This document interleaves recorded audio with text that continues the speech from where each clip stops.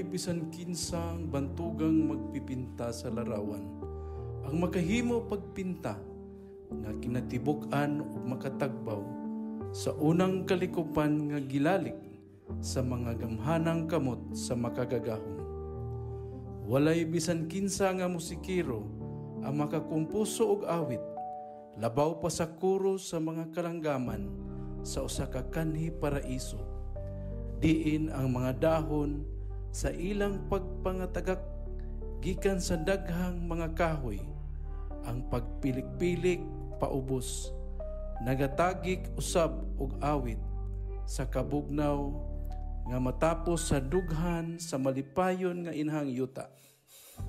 Ug walay tawo nga giuhaw ug masulubon nga dili hapo-hapon ang dughan sa walay pagkahurot nga mabugnaw ug makatagbaw nga tubig gikan sa usa ka manginghatagong tinubdan.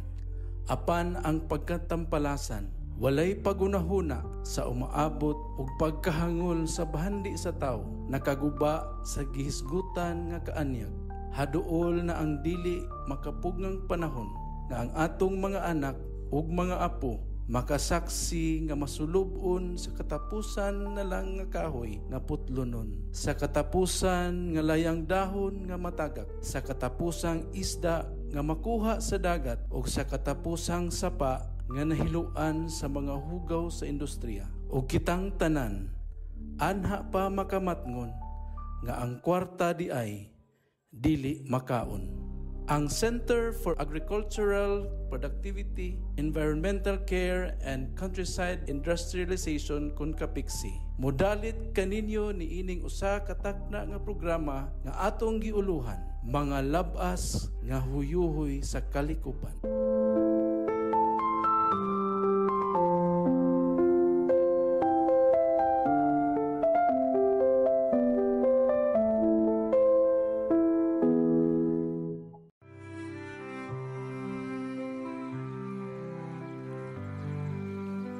O Diyos, pinakalabaw nga magmando sa tibuok kalibutan, ug agalon sa mga kaugmaon sa katawhan, ug mga kanasuran, pagagiyahi kami sa among pagbugtaw, ug pagkaon, ug ubang mga panginahanglan sa among mga kaigsuunang katawhan. Hatagi kami og kusog, nga unta kami, dili mapakyas sa among pagpaningkamot pagtikad sa yuta. Pahulami ka namo ang imong kaalam, aron kami makahimo og bag-ong mga pamaagi, pagpadaghan sa anit, gikan sa buhong nga kalibutan. Hatagi kami og ulan, aron motubo ang among mga tanom. Hatagi kami og bidlisiw sa adlaw, aron mubuklad ang mga kabulakan. Ug hatagi kami og maanindot nga mga kapanganuran, aron kami makaani ug makatapok sa mga bunga sa panahon. Pagapandungi ang among mga kaumahan, gikan sa makaguba nga mga bagyo, ug panalipdi sila gikan sa mga lagiting nga mga kainit. Sa amo na nga maabot ang pungkay sa among mga kinabuhi, ug musugod na usab kami sa among pagdulhog. Hinaot unta nga kami mopahulay nga masayod nga pinaagi sa kahago sa among mga kamot, among natanom ang mga liso, aron mabuhi ang mga musunod nga mga kaliwatan.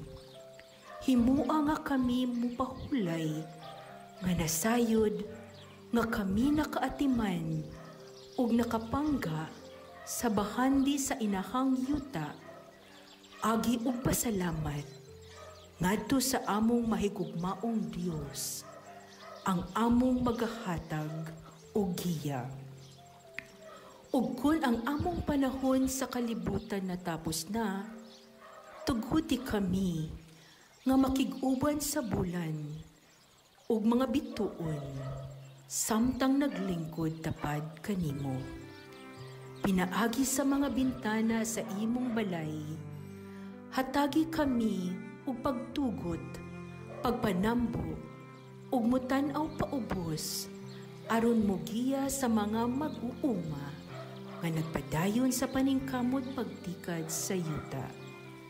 Samtang kami matinuuron, nangaliya alang sa mga tao nga among gihigugma. Tughuti kami nga makatagamtam og langit diha sa palad sa imong kamot. Ug kami nasayod nga kami nakahimo pagtabang sa among mga silingan. Kansang mga panagway, mao ang matuod nga silaw sa larawan sa Dios.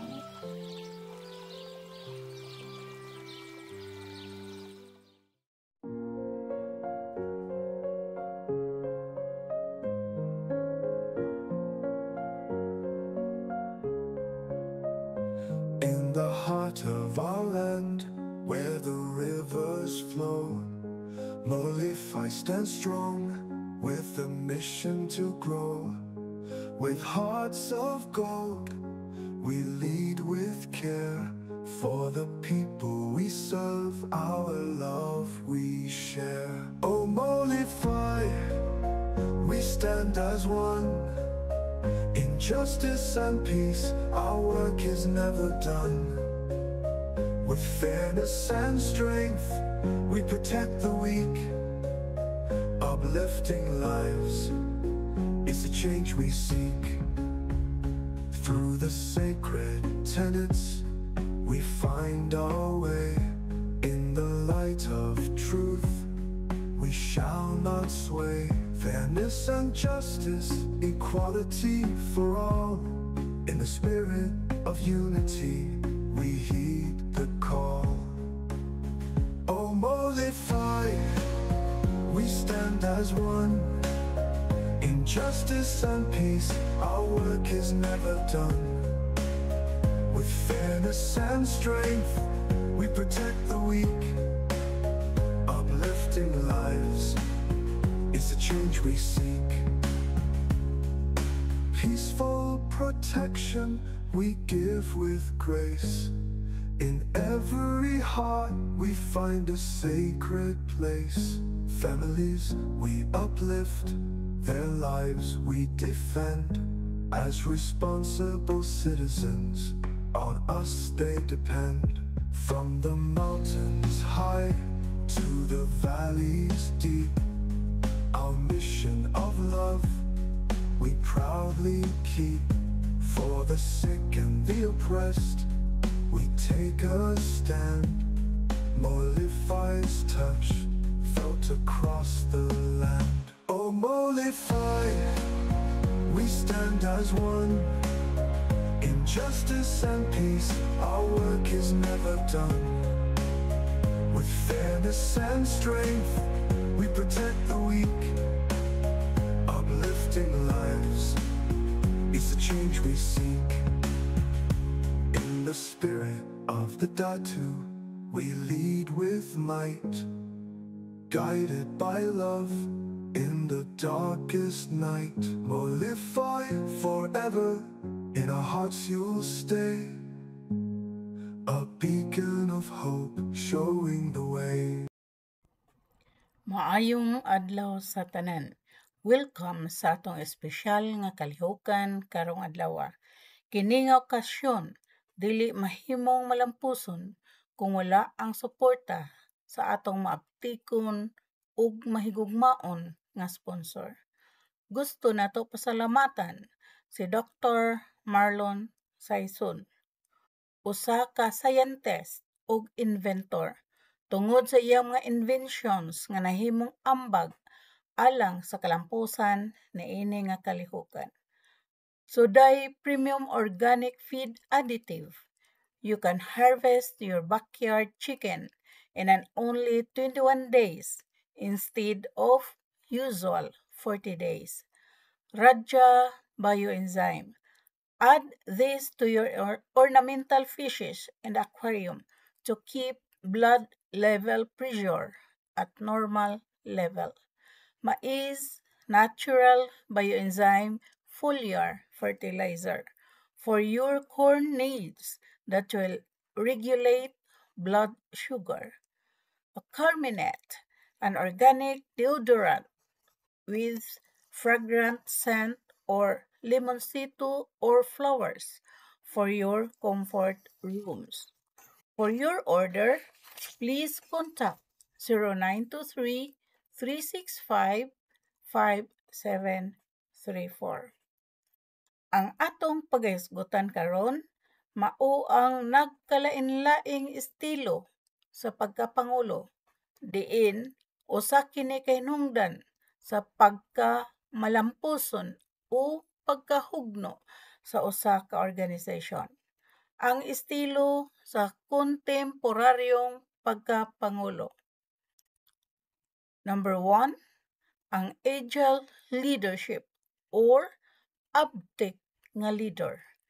Ang agile or abdik nga estilo sa pagkapangulo naghatag og gibug-aton sa kakayahang modawat sa kawalay kasiguruhan ug sa dali nga pagbag-o.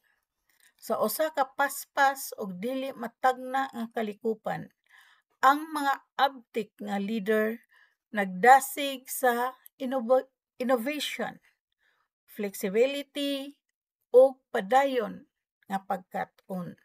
Maghimo sila og desisyon nga paspas, mag-usab og estratehiya kung kinahanglan, ug maghatag inspirasyon sa ilang mga team nga mag-perform sa maayong paagi bisan pa sa mga kalisdanan. Number 2, holistic leadership or nagtan-aw sa kinatibuk-an. Ang holistic nga pagkapangulo naglakip sa sosyal, kalikupan, ug ekonomikanhong mga konsiderasyon sa paghimo og desisyon. Kini nga estilo naghatag og gibug-aton sa paghiusa sa mga sistema nga nag-awhag sa mga solusyon nga makaayo sa katawhan, kalibutan ug kita. Ang mga holistic nga leader nagsiguro sa pagkamalungtaron ug inklusibo nga mga pamaagi nga gipahaom ang ilang mga tumong sa mas lapad nga mabili sa katilingban.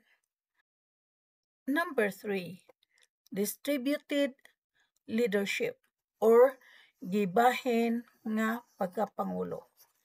Ang distributed nga pagkapangulo nagpasabot sa pagbahin-bahin sa mga responsibilidad sa pagkapangulo sa lain-laing individual o mga team.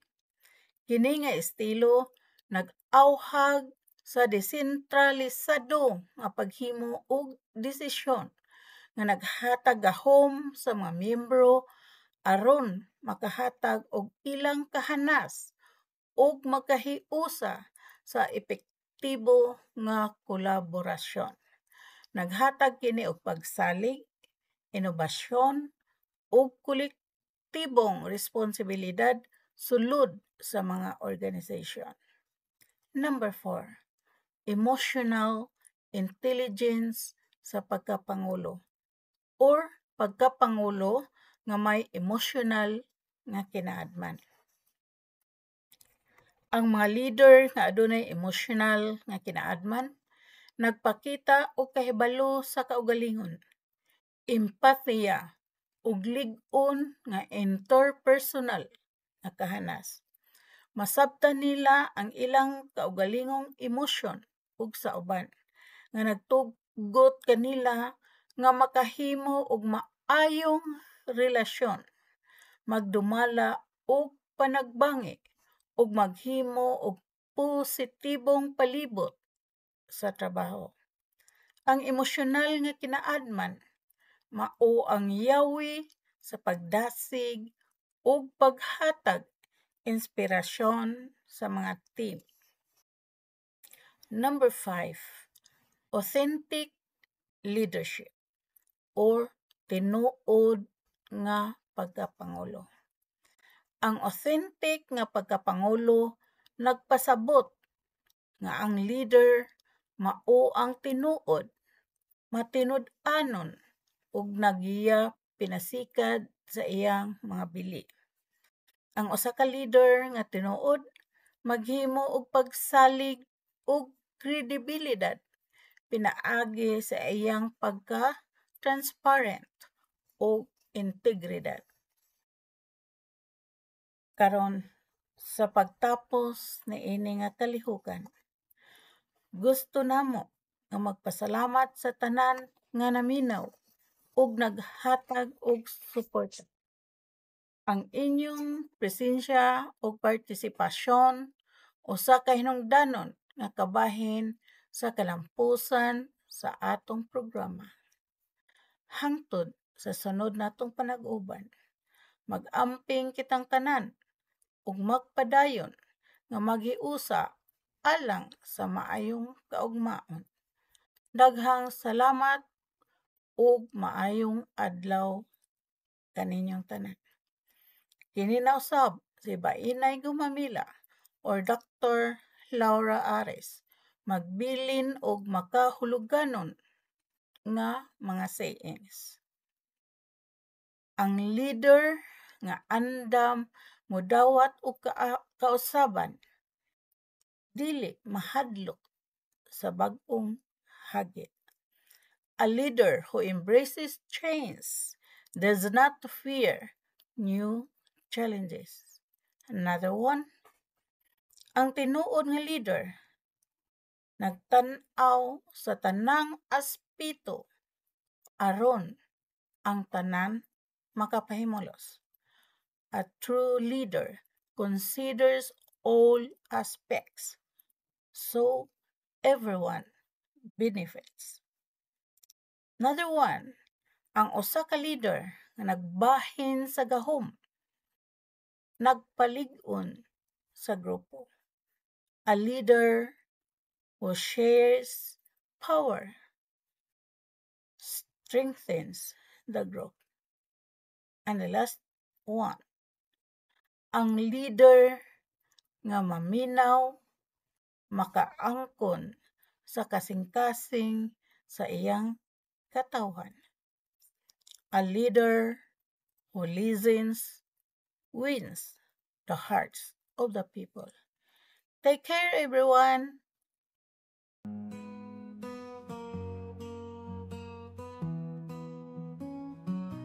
In days gone by, the earth was lush and green, but humans forgot what the earth had been. They took and they tore without a second glance. The balance was broken by a careless dance.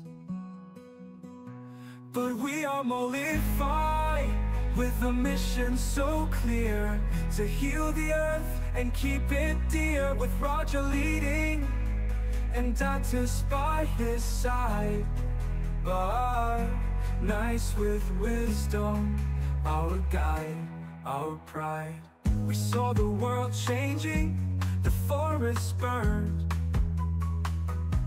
the rivers polluted, as lessons weren't learned.